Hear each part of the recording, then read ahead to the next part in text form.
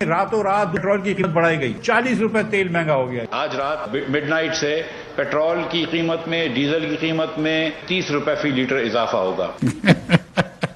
آج 137 روپے لیٹر ہے، جو کہ پاکستان کی تاریخ کی بلند ترین سطح پہ آیا ہے۔ 179 روپے 86 پیسے کا لیٹر پیٹرول ہو جائے گا اور ڈیزل ہو جائے گا 174 روپے 15 پیسے کا۔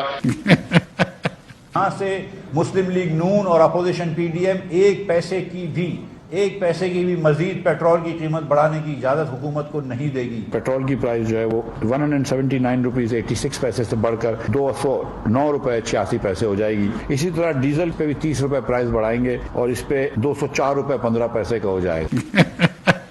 یہ کہنا کہ پوری دنیا کے اندر یہ چیز مہنگائی ہے وہ غلط ہے۔ اس انٹرنیشنل برنٹ پرائس جو آئل کی پرائس ہے، برنٹ پرائس $123، اس کی وجہ سے پیٹرول، ڈیزل اور دوسری جو تیل سے بننے والی چیزیں ہیں وہ بہت زیادہ مہنگی ہو گئی ہیں۔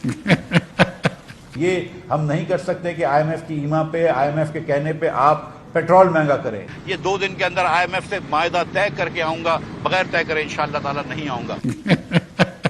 میں تو 12 روپے کی بیچ رہا ہوں، 12 روپے کی آپ کی ایوریج پرائس ہو جانی چاہیے۔ ابھی جو 20-22 روپے کی ایوریج پرائس ہے نا، وہ 12 روپے کی ہو جائے گی۔ I swear to you, the issue is not technical, the issue is competent and management۔ معذرت کے ساتھ یہ کہتا ہوں کہ جو جون کا بلنگ سائیکل ہے اس میں تو وہ جو 5 روپے خان صاحب کی سبسڈی تھی وہ تو ایکسپائر ہو گئی ہے، تو اس بلنگ سائیکل میں 5 روپے بڑھ کے آئے گا۔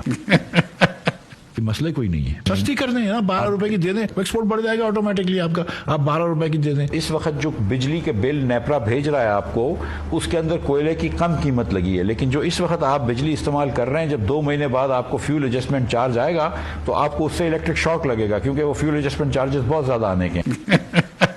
آپ مسلم لیگ کو دیں گے انشاءاللہ، ہم 2 سال کے اندر لائن لاسز بھی کم کر کے دکھائیں گے، کیونکہ اب ہمارا فوکس اس پہ ہوگا، بجلی تو لگا لی ہم نے۔ So this is not difficult to do, I swear to you. 2 مہینے بعد آپ کو فیول ایڈجسٹمنٹ چارج آئے گا تو آپ کو اس سے الیکٹرک شاک لگے گا، کیونکہ وہ فیول ایڈجسٹمنٹ چارجز بہت زیادہ آنے کے ہیں۔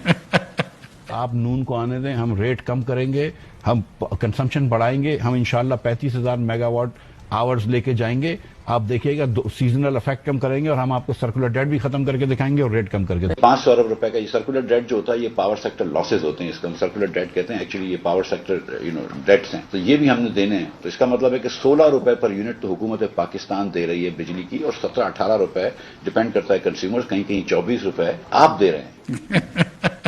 پاکستان بھر میں گیس سپلائی کر دیجئے، آپ کا کام بحث کرنا نہیں ہے، آپ کا کام گیس دینا ہے۔ یہ کام ہم کر کے گئے ہیں، آپ گیس دے دیجئے بس۔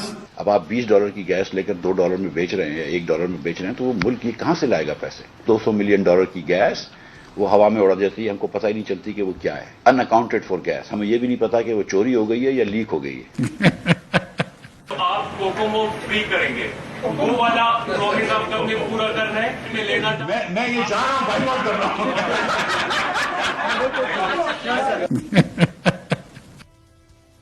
جی ناظرین، آپ نے ڈاکٹر مفتاح اسماعیل کی مفتاح اسماعیل ورسز مفتاح اسماعیل جو خاور گھمن صاحب نے کہا